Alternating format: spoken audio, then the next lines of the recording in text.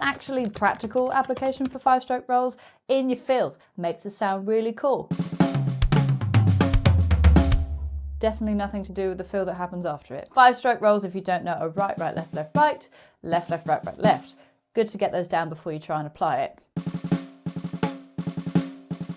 And what you're going to want to do is play a bass drum with that accent on the right, so you get and 1, and 2, and 3, and 4.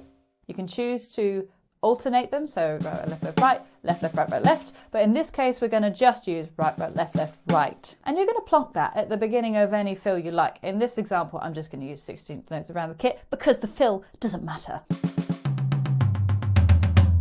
That fill takes up a whole bar, so you have to preempt when you do the doubles leading into it. We actually start the 5-stroke roll on the and of 4 up the previous bar. You still with me?